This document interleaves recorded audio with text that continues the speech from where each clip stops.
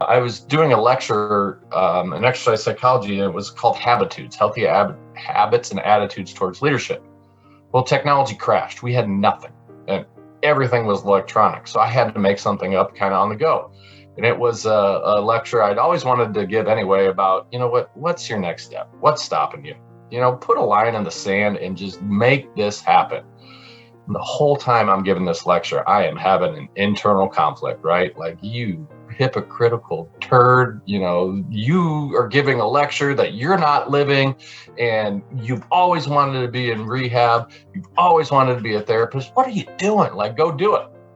And luckily had a wife. Well, she wasn't my wife at the time, but she was my fiance who likes to push me and likes to tell me what to do. And just kind of said, you know what, let's do it, let's do it. And so, behind the old saying, behind every half decent guy is a great woman. And that was truly the case. And so she pushed me to pursue what I wanted to do. And that led me to Creighton, and kind of the rest is history.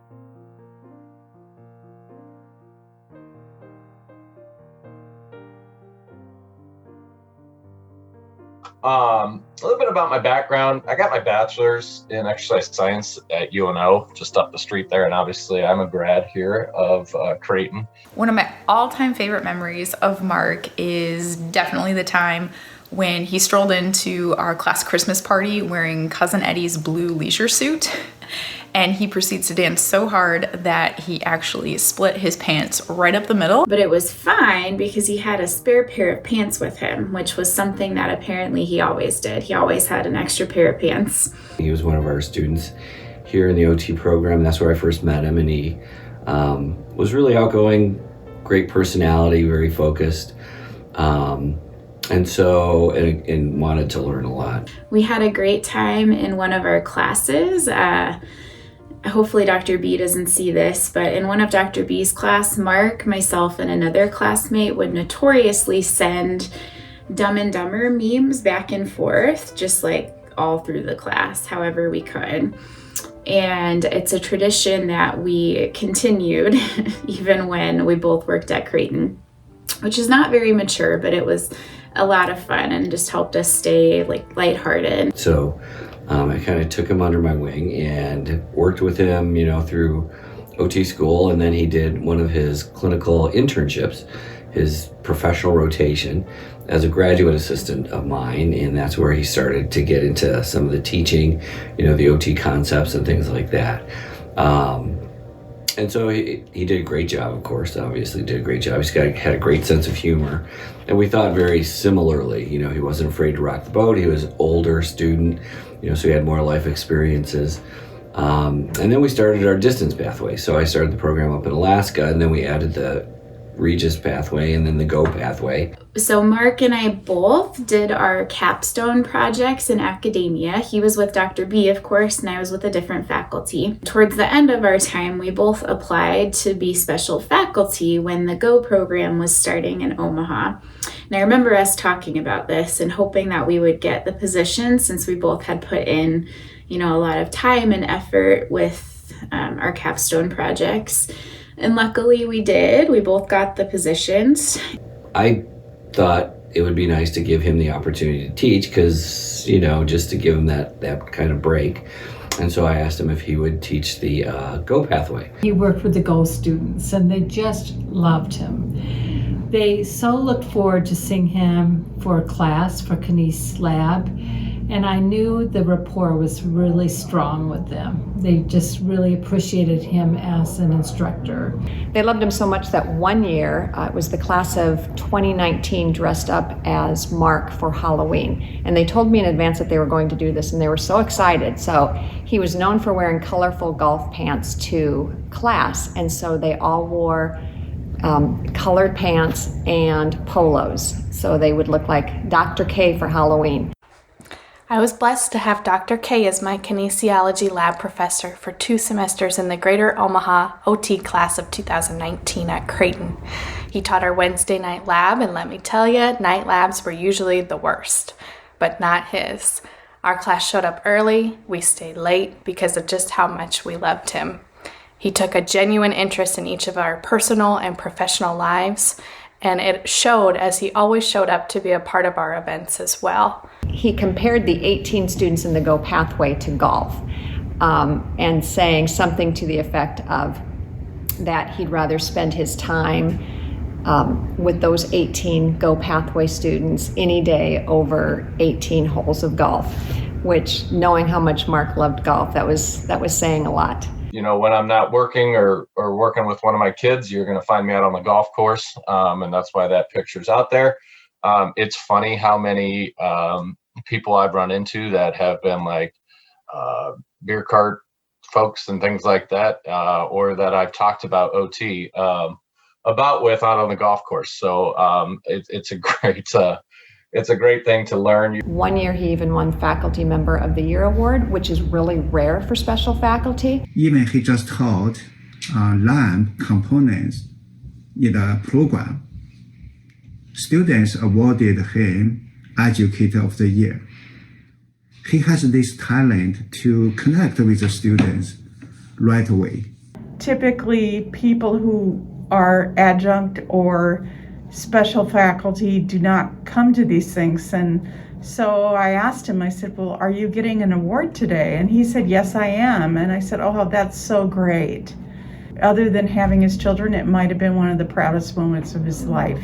You could tell it just meant so much to him that the students would recognize him. And then looking around the audience to see the students, and they were just tickled to death to see him get this award, and they all stood up and clapped for him and recognized him as being an important part of their education. And then I thought I might as well start bringing some of my graduate students, you know, the students that graduated, into more of the AOTA realm and into presenting and things like that. So I started adding their name to presentations that I would write, and so that they could, you know, then go and present with us, you know, or with me at AOTA conferences and things like that. And of course, we always celebrated after our presentations, and we had some great dinners and scotch and cigars and all kinds of things, you know, depending on where we were at.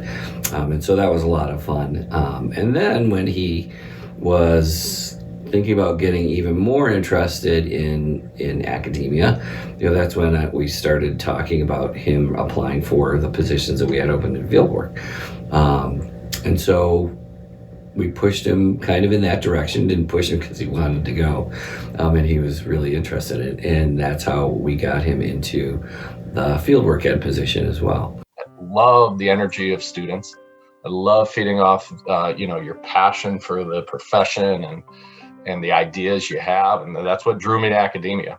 People were just getting really stressed about fieldwork placements and, you know, how things are gonna go and what's gonna come of all of these placements. And he told us a story about how he got placed in Texas right after he had his first kid. And I just remember thinking, if, you know, he can make the best of that situation and make a learning experience out of it, then anything that comes my way, fieldwork or otherwise, then I am more than capable of, you know, making a good situation out of it. I actually met with him in August because I was really nervous because I had a fieldwork placement that I got, and I didn't know how I felt about it. And it happened to be the same placement he had when he was in OT school in Houston, Texas. And so he just gave me so much encouragement of just how great of a teaching hospital it was and how much I'd learned. It just made me feel a lot better about it. I was really nervous and wasn't sure if it was the right thing to choose and everything. So I remember that meeting just so vividly. He was so helpful and encouraging. He made me feel a lot more calm about it all. And I remember one of the things that sticks out to me a lot is that he was like, when you're in Houston, let me know and I can give you all these food recommendations. I would look forward to our Zoom phone calls because he always made me laugh, and he always pushed me to be a better student and a better occupational therapist. And he just always had this presence in class that it was so calming, and it was so, I don't know, it just made us feel like no matter, like I said, no matter what happened, everything was gonna work out. I also remember when he was hired on to be full-time faculty, I was really excited about that. And one of the first things that happened is We had a department meeting, a monthly meeting right after he started. This was before COVID. So we were all together in a little room. And something that we do every month is like sing. Well, we haven't done it in a long time, but we used to actually sing happy birthday to whoever's birthdays it was. And I remember him sending me an email saying, I didn't think we were actually gonna sing. What was that? Because of COVID, I remember last year when we had a Christmas celebration, we couldn't do the traditional in-person celebration in my house. So I found a way to bring some gift to our colleagues. I remember I went to Mark's house, so I drove up to his driveway. It was a beautiful day. The sun was shining, was very bright.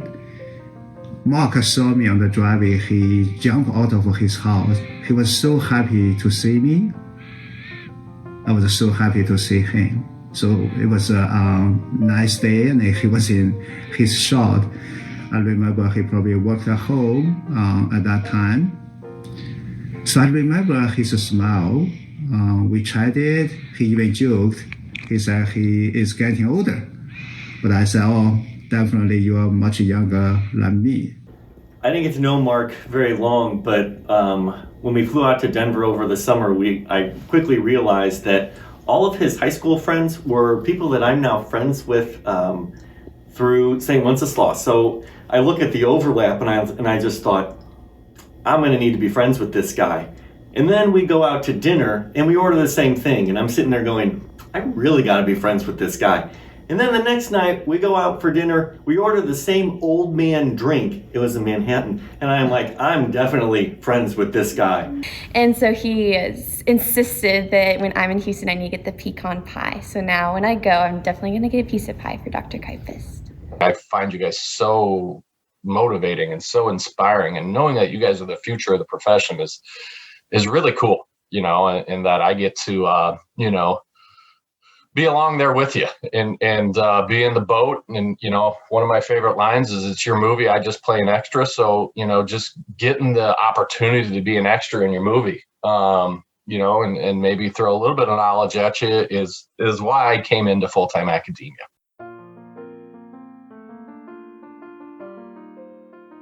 He would tell me, if you can't beat them, just be more like them, which was always funny but frustrating at the same time. He used to love inspiring us with quotes. And so one of his quotes that he kind of led one of the lectures with was, give me 6 hours to chop down a tree, and I will spend the first 4 sharpening the axe. If it was a stressful situation, it was great advice or tips or just a funny joke to remind us all not to stress or sweat the small stuff. Don't sweat the small stuff. Always see the good in people. Just trust the process and just know that everything would work out the way that it was supposed to. Trust the process. He just reminded me to enjoy the moment, have fun, and just slow down a little bit. And he said to that student to give your best effort and to take responsibility for things, mistakes you do, but learn from those mistakes and move on in life. Another piece of advice that I will always remember that he said during one of his lectures is to out-professional the professional. To out-professional the professional. And if I had $1 for the number of times that he said that, I'd be very rich. And that is something that has gone through my mind so many times. Put your best foot forward, to ask questions, to do research, to be collaborative with others, and to really present yourself with the utmost respect for others and willingness to learn new things. And I know it's also something that I'm going to remember throughout my career as an occupational therapist, and it's made me a better student. And for that, I'm very thankful for him. It's nothing a little bit of crown won't fix. Whenever I was upset about something. And one of the best pieces of advice he ever gave me was that it's okay to cry about the things that we truly care about. He would tell me this and he would live it. His actions always spoke louder than his words, and he lived by those things.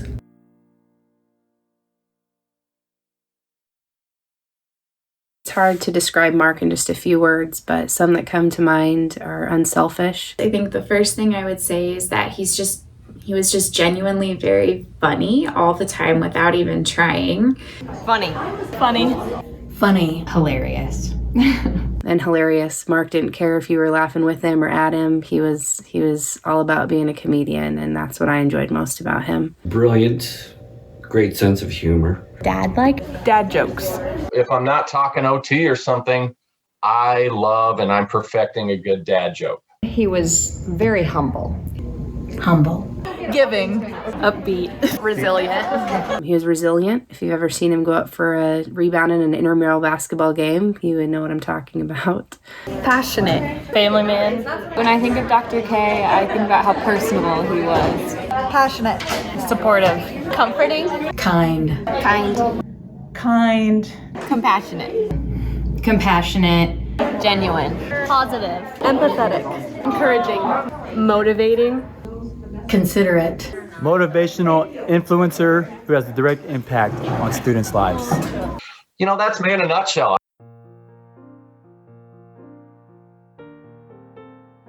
He treated us like family, and we also know how much he loved his family. The way he talked about his family was undeniable. Down in the right corner are all my gray hair causers. My wife, Jamie, who is a private practice mental health therapist. And then my 3 sons, Caden, Taylor, and Isaiah, ages 9, 6, and 4. So, like I said, if I'm not, you'll hear about my kids quite a bit in my lectures because they're an interesting bunch. He was so proud. He talked about his family all the time, and he was so proud of his boys. And I taught a research course in his first year when he was in OT school.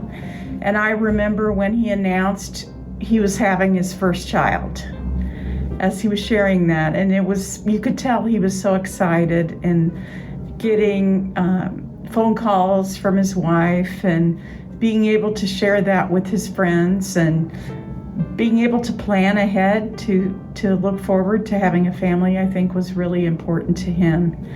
And being able to share what he knew as a person to his growing family, I think was very important. I remember when his wife had their first baby, he was so excited to tell us as a class and to tell us stories of when he was a newborn. I remember him saying that, he would help with like the early morning feeding so that his wife could sleep a little bit. So he'd be in bed feeding his son a bottle, and he would try to be studying at the same time, reading a textbook, and would fall asleep, which is understandable. I just enjoyed getting to know him and kind of bond over similar things. I mean, I'm a boy mom. You guys, with your boys, just enjoying how do you navigate busy schedules with baseball and basketball and all the things. And my husband coached, and Mark would share his stories of coaching, and just enjoyed having that commonality to just talk and enjoy life. It was always really reminding me of that, to enjoy my boys and enjoy my daughter. An amazing husband, father, all that kind of stuff. Really connecting to me as a guy in that world of occupational therapy. Probably the last memory I have with him is we were at the Welcome Week lunch with students, and he and I both didn't have any new advisees this year, so we were just sitting with some students filling in. And one of the students was talking about being interested in working with like lactation and breastfeeding. And he brought up his wife and his 3 sons, and he said, "I can fix any breast pump. Just give it to me and I can fix it." It was just the most random Mark funny thing, and I loved it. It was great.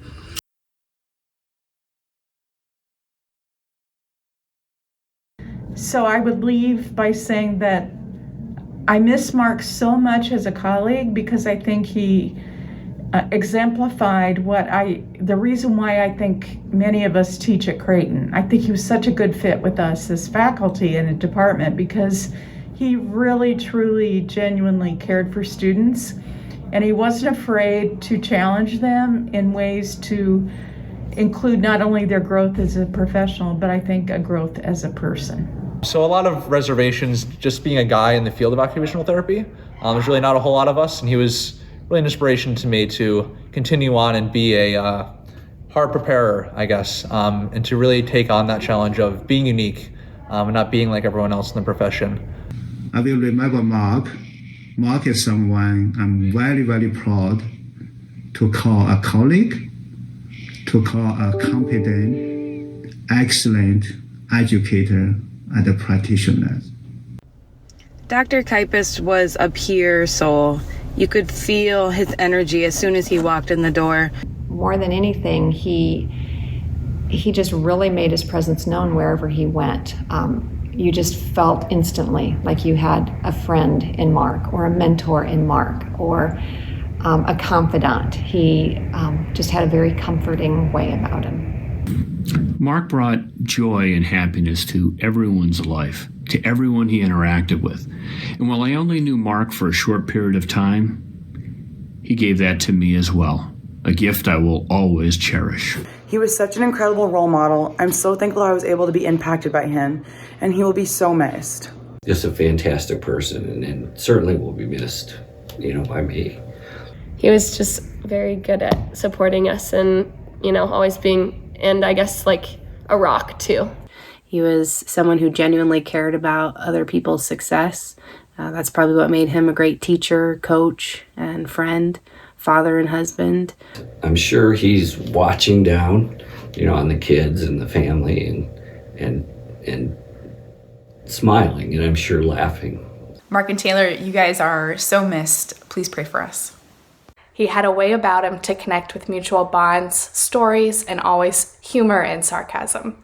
We learned so much from him that went beyond the walls of the classroom, from his many, many tangents and stories. He was not just our professor, he was a mentor and a friend. I will remember him by visualizing his side, small smirk, his bright and patterned golf pants and polo, his love for the Red Sox, and the countless lessons that we learned from him. Rest in peace, Dr. K. You are already greatly missed. We are sending so much love and prayers to your family and friends, and rest in peace, dear Taylor, as well.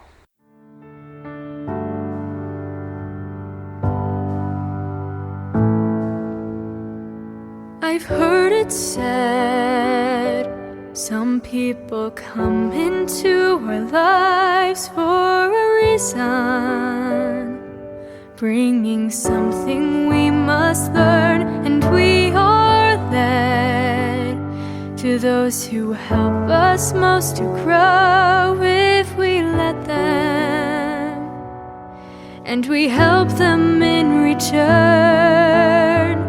Well, I don't know if I believe that's true, but I know I'm who I am today because I knew you.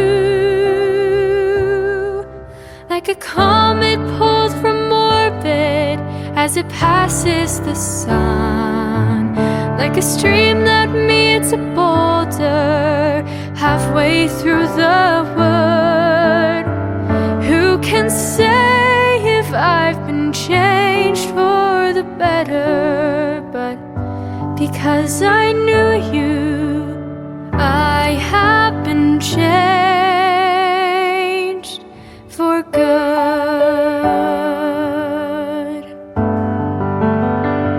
It well may be that we will never meet again in this lifetime. So let me say before we part, so much of me is made of what I learned from you. You'll be with me like a handprint on my heart.